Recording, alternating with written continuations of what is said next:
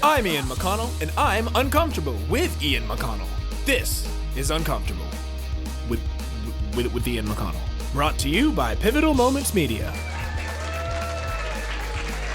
Thank you very much. Thank you. Welcome to Uncomfortable with Ian McConnell.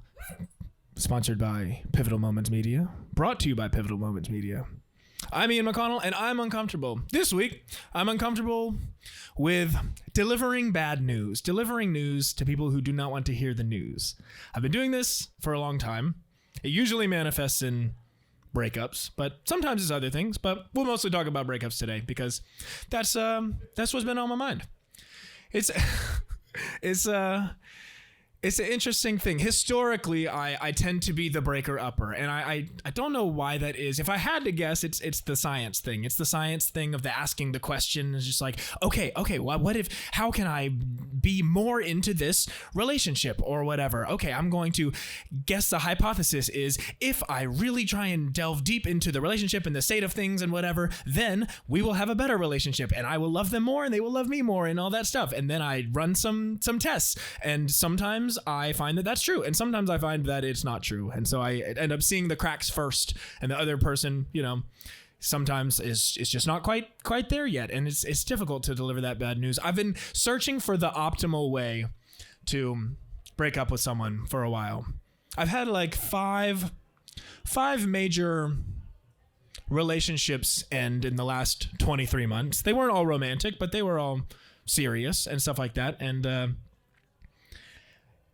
I guess it's gotten easier. I guess I've learned something, but I don't know what it is. I'm always trying to optimize for what is the least amount of pain I can cause. Because the worst pain that I've ever felt has always been, emotional pain at least, the worst pain that I've ever felt has been causing the people that I love pain. It's never the other way around. Like other people, I don't know. They haven't hurt me that much. I feel like the majority of my pain comes from me causing pain to others, but I'm an empathetic person, and then I love them, and so they're in pain, and so I'm in pain. I'm a selfish person. I'm selfish, but I'm empathetic, and it's always clashing, as in like I want to feel good. I want to do things that make me feel good. The things that make me feel good are the things that make the people I love feel good, and the things that make me feel bad are the things that make other people feel bad. And if I'm the one causing the pain and the other person, then I am also feeling this deep pain and anger and angst and all this thing, and sometimes I just feel like I'm out here living life, and the people that come into my life just come through, and then I ruin it, and then I ruin this other life, and then I ruin this life, and blah blah blah blah blah. And I'm sure that's not actually true, but sometimes I can feel like that. I've now said optimize a few times, and I've gotten off track, but I'm trying to figure out the way to minimize the collective pain, and I think that that's some kind of function of clarity and truth in what it is that I'm saying when breaking up with somebody, and kindness with which I do it. And I've erred on the side of both. Where I've been too kind in breakups, and then I kind of like leave this door open. I leave this hope that ends up just like festering, and it becomes this long, prolonged pain that I'm putting somebody through for absolutely no reason. More often, I err on the side of too much clarity, and I'm like, okay, of all of the true things here, I'm not quite sure where to draw the line, because I really, really want to be understood. I really want to be understood. I want you to understand that I love you and I care about you, but I don't know how to build a life with you. I don't know that that's something that I can do. And I say, I don't know. I do know that I do not want to build a life with you. And, but sometimes I try and fill it out because I want to be as clear as possible. And it's just like, okay, there's some line between I love you, but I can't build a life with you, and you got ugly feet, and I don't want to wake up next to ugly feet every day. Or you smell fine, but like I don't like the way that you smell, and that's not something you can control. I'm sure there's people out there who do like the way that you smell or whatever, but it's just not me, and I just don't know. Or I just can't stand your mom, and I just don't want to be around your mom ever. Not that these are any specific examples. They're not specific examples. I don't want to say the real examples because I don't want to call anybody out or anything, but I've been trying for a really long time, and I'm going to keep this monologue pretty short today because Abigail Osborn is here, and she's one of my favorite artists, and we're gonna have a good conversation about this specifically, about being the breaker-upper and stuff. But I have a song that I want to share. I wrote this song about 3.5 years ago, and clearly I'm still feeling this stuff. So, as much as I think that I change all the time, maybe I don't. This song is called Her Heart. Here we go.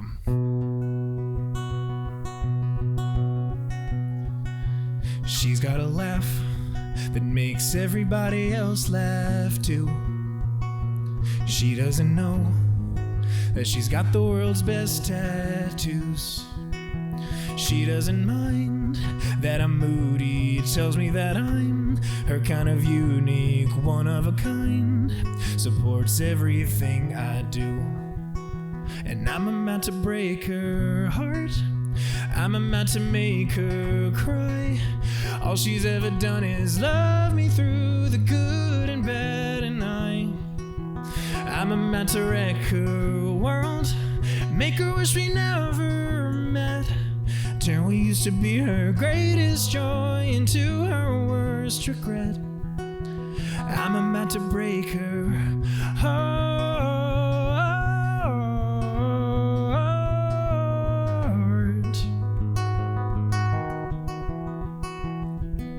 I fell out of love and don't even have a reason why. I'm not gonna lie and say we're fine, but still it's breaking mine that I'm about to break her heart. I'm about to make her cry. All she's ever done is love me through the good and bad, and I'm about to wreck her world, make her wish we never met. Turn what used to be her greatest joy into her worst regret. I'm about to break her heart, and she doesn't deserve it. But she doesn't deserve me dragging it out any longer when it's over. So I'm about to break her heart.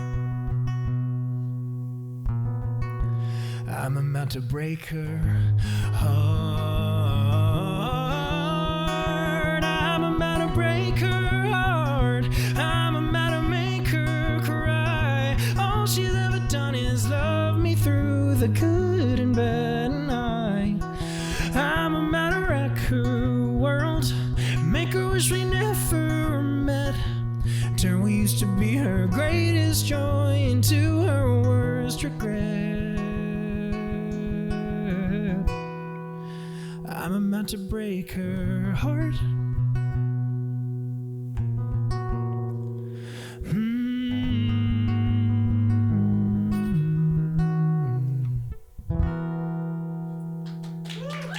Thank you very much. Now I'd like to introduce my friend, Abigail Osborn. She's going to come on here. A little bio about Abigail, an unofficial bio. You can come on, and we can kind of start grabbing things and all that stuff. All right, a little bio about Abigail. We met at Red Door one time several years ago, and I didn't know anything about her. I'd never heard of her, never seen her in my whole life, but I listened to music of hers on the way home. She had this song called Drive All Night that was out at that time, and it was baller. And since then, we have started going on strolls. We walk one every, I don't know, somewhere between every 2 weeks and every 3 months. We'll go for a stroll and talk about what it's like to be alive and making music and all this stuff. And she has incredible music. She's the Nashville artist that I listen to the most frequently, certainly at this time. She just dropped a new album called Bad Lover, Parts 1 and 2. Parts 1 and 2?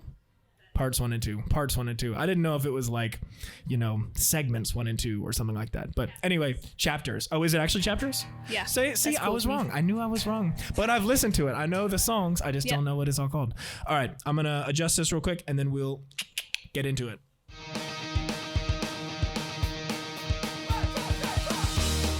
Abigail Osborn, thanks for coming out to Almost Friday here in Nashville. Yeah. We'll clap it up. Thanks for having me. For Uncomfortable, I am very excited to have you here because you also have songs about similar things that I do, and I'm excited to talk to you about your experience in these things. Yes, lots to say. Lots to say. Okay, let's start with some Ruin Your Night. Yeah. Yeah. And then we'll get chatting. All right. Cool. This is my song about ruining someone's night, making them cry in their car accidentally on purpose.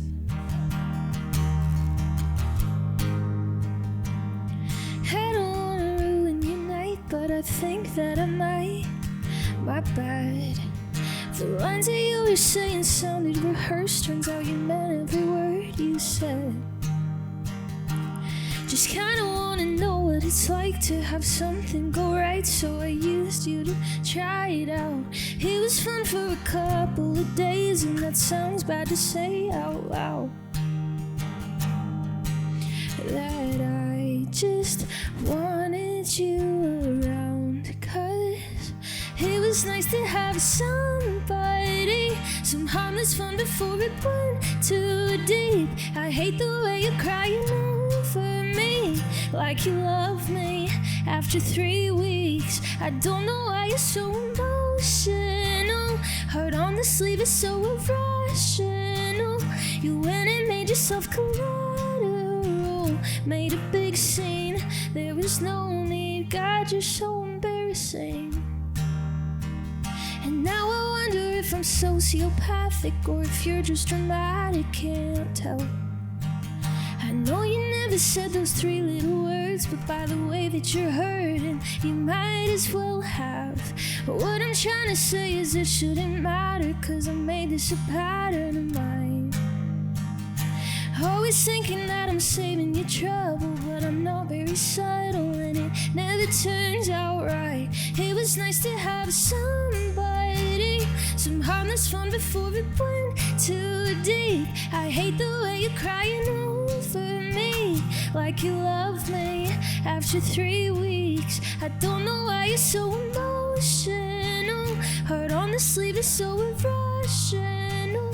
You went and made yourself collateral, made a big scene. There was no need, God, you're so embarrassing. I don't know why I'm not emotional. Heart on my sleeve never felt natural. I always end up with collateral. All the wrong things come so easy. God, I'm so embarrassing. I didn't want to ruin your night, but it kind of felt right.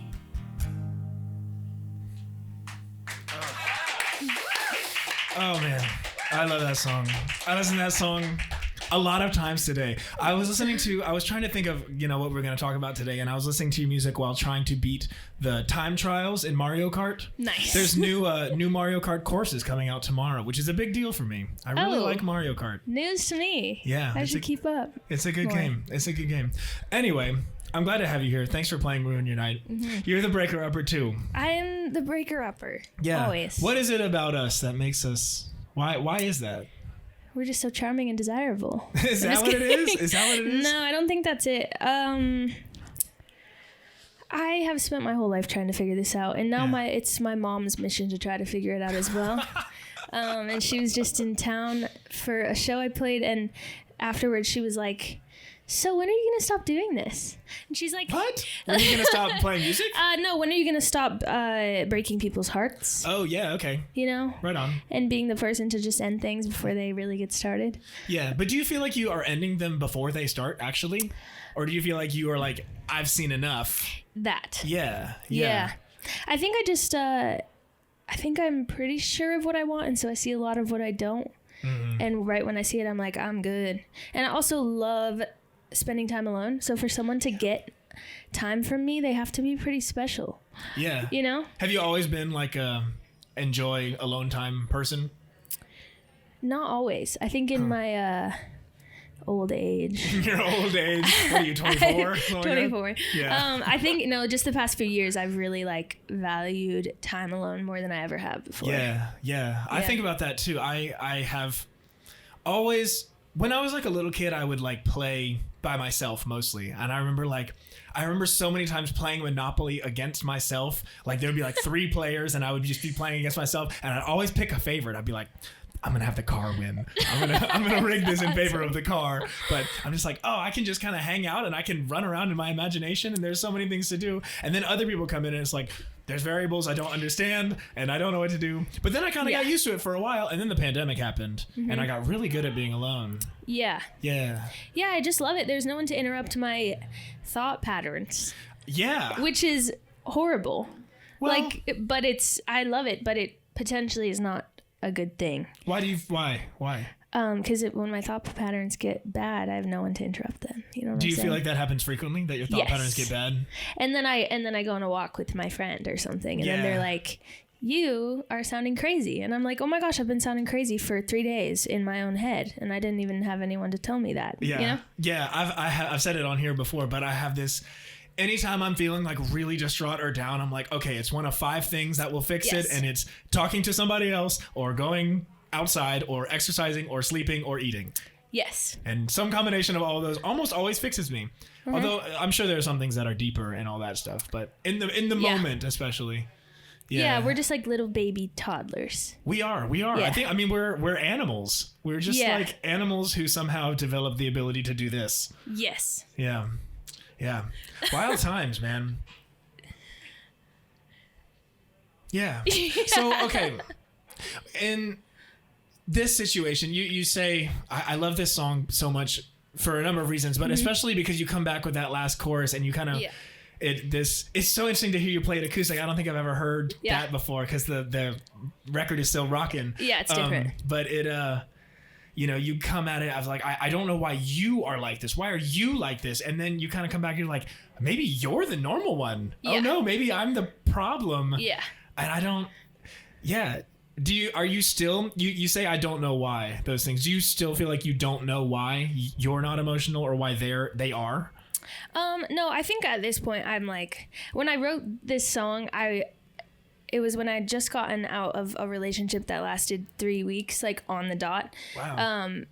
And I ended things like the day of our 3-week mark. And it was like during a time where I was like really trying to get out there and go on dates, which I hate.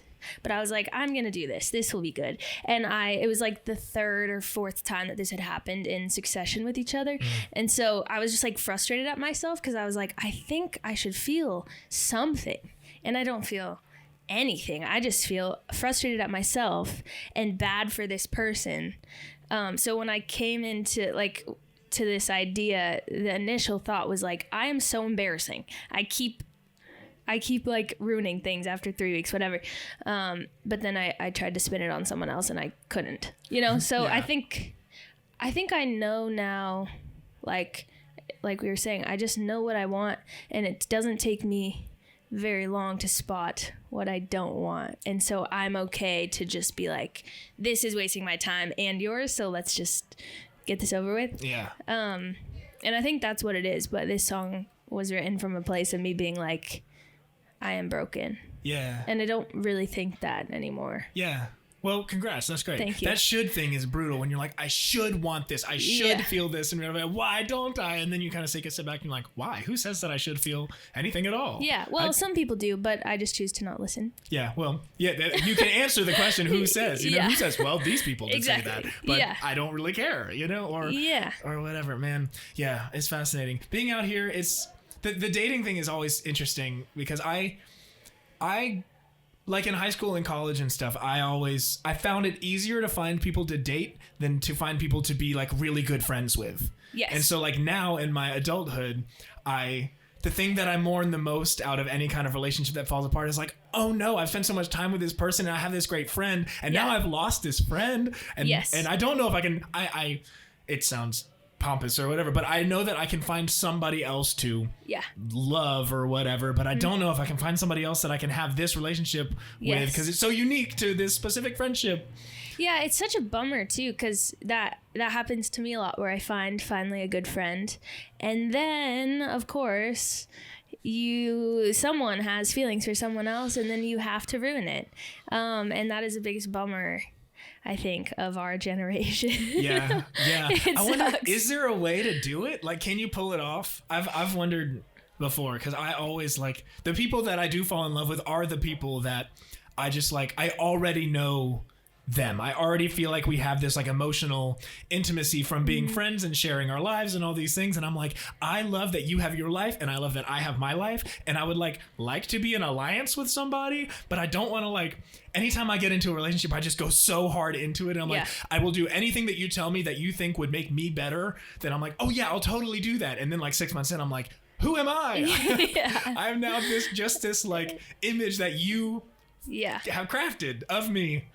Yeah, I don't know, it's hard. I think for it to actually work with like two good friends to actually be in love and it actually work, I think that so many variables have to line up just correctly, that at this point I am astonished by anyone in love. I'm like, do you guys realize what had to happen for this to work? It's actually crazy. So, Yeah. but I think I'm at a cynical place with it where I'm like, it just doesn't work. Yeah, I'm sure it works for some people and all that stuff, but Yeah. you know, power to them. That would be great. It would be nice. It would be nice. I mean, Yeah. I had a relationship not too long ago that it was like friends, and then maybe we're dating, and then it was like, oh, I don't really like you like that. Okay, we'll just be friends. But now that we're really good friends, oh, now I really do like you. Oh, I really like you too. We should be friends. And then like 3 Yeah. weeks of like, okay, now we're dating. It's like, ah, and then it was like, it turned out terrible, and now we don't talk ever. That And it is was like, oh no, I what a hate that. bummer. I know that's like a classic I thing, know. though. Yeah. That has happened to me a lot, but I don't know what the answer is. Yeah. Perhaps just I don't actually know. I don't Yeah. want to answer. That's okay. That's okay. Do you find I find all of this funny in some way of just like, we are all so silly and we all have all of Yeah. these options. Look at us. We've made our life so easy that like we now can't do the basic things that we were designed to do, which is fall in love and procreate and all that Yeah, stuff. I know. Yeah, I think you talked about it on your last podcast, how sometimes like knowing too much makes things harder, or like Oh, did knowing I? what is possible makes Fantastic. things harder. And I think that's just kind of true, especially with like the dating world now, where you can like go on your phone and find like 30 people to date you if you want. Right. It makes it hard to be like, this one, Yeah. and that's it, and this will work because I will put work into it, you know? Right. Do you feel any of that kind of like decision fatigue with your music? Like when you're like, oh my gosh, I have so many songs. I have so many things that I want to do. I have so many. Yeah, I think the song thing is the hardest one. Yeah. Where I'm like, oh, I have like 12 different directions I could go with my next project, and now I have to narrow it down, and now I have so many producers I could work with, and I have so many people I could help finish these songs with me and whatever. And I kind of miss the days where it was like, well, I have a song and I will take it to one person because that's all I know, and then we will put it out through the same thing, and then, you know. But I think just as things grow, Yeah. more choices come into your realm, and so I'm getting really good at making choices, which I hate to do. It's so funny. Like I assume like this state was at some point your goal. Yeah, isn't that weird? That's so weird. I was just having a conversation the other day with someone who I was like, I guess I wished for this, and Yeah. now I have to deal with this thing yeah. that I wished for, and I'm grateful for it, and equally like, what in the world is going on? Totally. And I think it will just get worse and better. Yeah. How do you feel like that's affected, or maybe you don't think, but do you feel like it's affected like how you see goals now? Yeah, I think they don't matter as much as I thought they did. Yeah. Because I think right now the version of my life I'm living is a version of my life that I dreamed of for a long time. And now that I'm here, I just have more things that I want to do, even a longer list, and like bigger problems and whatever. And so I think I'm just realizing that like I gotta make sure I'm all good, Yeah. regardless of like whatever goals I have career wise, because they aren't really gonna do anything for me necessarily, Right. or do the thing that I thought that they would. Of course. Does that make sense? It does. I assume, I shouldn't say I assume. Have you been able, like, what have you been able to enjoy about all these things? Because now you're in a space that you once dreamed of, and there are complications, and I've had similar experiences and all this Yeah. stuff, but like, what have you found that you're like, I actually really love this part. This is as good or almost as good as I hoped. I think getting to just like, I'm getting to be in rooms with new people like almost every day, and getting to like have people to listen to what I have to say and like want to help propel what I have to say forward. And I somehow, you know, don't have to like show up to a coffee shop and work or anything like that, you know? And I think Right. I'm just like, every single day I wake up and I'm like, man, I get to just make something today. Like that is crazy. And I think all of the like complications that come with it are worth me getting to wake up and have like no creation, and at the end of the day I'm going to sleep and I have a thing, like a tangible thing. Yeah. And I think that's like I forget living in this town, that's a pretty unique way of being able to live, you know, of like that's my job when I wake up, is to make something that wasn't there before. Yeah. And if I can like remember to be grateful for that, nothing else really matters. Yeah, I feel that. It is a remarkable thing to take nothing at all and then turn it into something that might either move another person or make you money or both. Hey, that would be fantastic. Right. Yeah. I'm still waiting on like the big riches or neither or somebody here sitting there like, that's not the one. That is bad. That's not the one. Not necessarily bad. Yeah. Just like, you're like, no, okay, well, you know, yeah, I think about that bad and good stuff in music all the time. Cause like there are songs, I remember songs and like I went on this deep dive of Aziz Ansari yesterday, you know, the comedian. Yes. And I have some friends. He's got this one special from 2019 called Right Now that I had talked to friends and they're like, oh, I didn't love it. It wasn't that funny, whatever. And I remember watching it and being like, this is the most like meaningful thing to me. And then like Casey Musgrave's latest album was like kind of panned or whatever. And it's my favorite Casey Musgraves album. And I'm just like, I try to remember like, okay, just because like the wide populace doesn't think that this is like so great or whatever, doesn't mean that like nobody thinks it's not great or whatever. Like I've moved people or they have moved people unintentionally. And right. Yeah. But that is a thing that can almost make me go into a like decision paralysis thing too, because then I'm like, wait, well, some people might like it or this demographic might, but whatever. And so I have to just be like, do I think I like it? And that's all that matters. And sometimes I will get done writing a song and personally be like, I objectively think this is bad as myself. And I'm allowed to think it's bad and someone else could think it's good and blah, blah, blah. I can't do anything with it. Totally. Because I think I can do better. And that's kind of like nice to be able to come there and just be like, all right, cool, I will try again tomorrow. And I at least get the chance to try again tomorrow. And that is, I'm thankful for that, you know? Yeah. I have this rule for myself with content specifically that if I make something and then I take a look at it and be like, I would swipe away, then I won't post it. Yeah. You know, it's just like, I have this, I've spent a lot of time trying to guess what other people want to hear, and I'm always wrong. I never know. Even with the content stuff, I'm like, oh, this is so fire, and it tanks, and I'm like, oh, this is fine. This is kind of fun, or whatever, and it's like, or whatever. And the only thing I really know how to trust now is my own thing, because I don't have any control over anybody else, and that's a hard thing to really wrap your mind around. Especially, you know, you worry about what's going to happen if I put this song out, what's going to happen if I do this thing or I change my image or what's going to happen. Like, who knows? What are you going to do right now? Yeah. Yeah. And like, I don't know. I just think about it like would I want to be doing if like the things I'm putting out right now, I'm like, would I be okay in 5 years from now? Like having people pigeonhole me for this, which is like, but how would you know? You can't, because you're gonna be at 29 you're gonna be significantly different, I would assume. Right. I hope you're exactly too. the same, I feel like something went wrong. Right.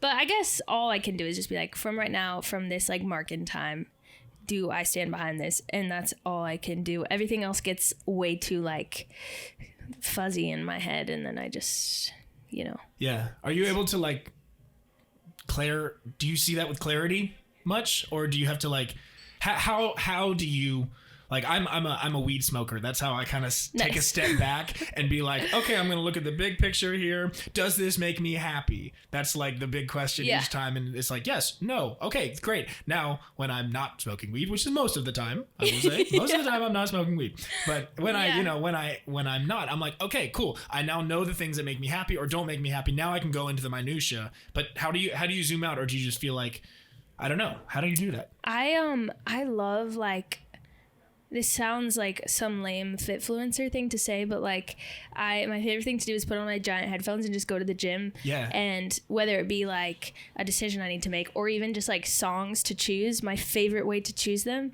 is like listening to them over and over on loop while I'm at the gym working out, because I'm like thinking about something else and they're kind of passively playing. And I can just like, I feel like make decisions clearer and just like understand things in a different way. Yeah. Because I'm like not so hyper focused on anything else other than like the movement I'm doing and the feeling I'm feeling. Yeah, that's huge. And that's it. So I do that a lot. It's kind of embarrassing the amount of times I'm at the gym and listening to my own music. Yeah. So if anyone listening has seen me at the gym with headphones on, my voice is probably blaring in my ears. That's fantastic. Yeah, it feels like there's so many voices telling me what I should do and what I shouldn't. That is a time that I'm like, actually, this. Do you when you're after you've chosen your stuff and you've like released it or you played it or whatever, do you continue to listen to your music? I this is a recent thing for me, but yes. That's great. I was just sitting in the parking lot before I got in here, and I was listening to a playlist, and then my song came on, and I was like, this is good. Yeah. That's awesome. Is that The Scary Falling? It was Bad Lover. Bad Lover. That's also a good one. Man, I really did a full dive of the whole thing, all the way 2 Christmases, the whole shebang, man. It was awesome. It's That's awesome. Great. Yeah, it's so fun to have, like, there's only like 2 or 3 artists in town that I actually listen to what they have to say, because I'm like, oh my gosh, I really respect this perspective so much, and I'm just like, I have found like the music that I end up getting like hyper obsessed with, like albums or artists or whatever. And it's usually not the artist that I'm like, I totally relate to that. I definitely feel that. It's the artist where I'm like, I haven't felt that, but because you've described it in this way, now I can feel it. And I get to like kind of microdose somebody else's life and their experience by doing that. That's a great way to say it. I love that. I feel similarly. Yeah. Where like I do connect a person to their music very much. Like sometimes I can separate it. Sure. I will not give examples of who, but like I think if I respect someone's like perspective of living, I feel like I want to hear what they have to say in their music. Yeah. And the opposite, where if I don't really respect a person, it's really hard for me to be like, what you make is cool or whatever, because I don't really trust it. Totally. You know? I even find like sometimes I'll find some music and I'm like, oh my gosh, I love this music. And then I'll go and follow them on Instagram and immediately I'm like, oh man, like I didn't need the extra content. And so then I'm like, okay, well maybe like, do I need to be more mysterious? Like, do I need to like just make the music and then like, who's making this? I don't know. He wears a bag on his head or whatever. Like Sia, like I don't know anything about Sia. Maybe if I knew more about Sia, I wouldn't like her music as much. Maybe she's onto something. It's weird that you say Sia, because I have not thought about Sia in so long, and I was just on the phone with my sister before this, and she was like, I want to be Sia level famous, where I can go into like the grocery store and no one will know who I am, but I'm famous. And I was like, Sia. But you're right. Yeah. She's got massive hits, and she's a big songwriter too. She's on a bunch of stuff. I think though, like the like person's personality not matching up with what they're making or whatever being a thing is like, that is a thing that scared me for a while of like, oh, if my songs get big, and like, what if people don't like who I am as a person once they meet me? And so I think I'm like very committed to making stuff that is like as closely tied to who I am as possible, so that it just like wipes away any of that nervousness of like, what if people don't like me? But because it's like, this music feels like such an extension of me that when you meet me, it is the same thing, you know? Yeah. I have talked before, I don't remember if I talked here or somewhere else, but like I have some jealousy over people who have stage names. Yeah. You know, because I'm just like, oh, like Doja Cat isn't Doja Cat all the time. At some point she's whatever her name is. I don't actually know her name, but like Doja Cat has this personality that is like this. But if I do something, people will assume that's what Ian McConnell, the person, is also like. Yeah. And I love being authentic and stuff like that, but it's difficult to separate especially if someone's like, I don't like this. You're like, well, now you don't like me. Yes. And I want everybody to like me, even though I know that's impossible. Yeah. I know it's hard. Sometimes I wish I went by some cool different name too. Yeah. Do you have an alter ego? No, actually, just no is the answer. Cool. I wish that I did. Some people have like a name that they go by when they like get drunk or whatever, you know what I'm saying? Yeah. But I don't do that or have a name that I go by. So. Yeah.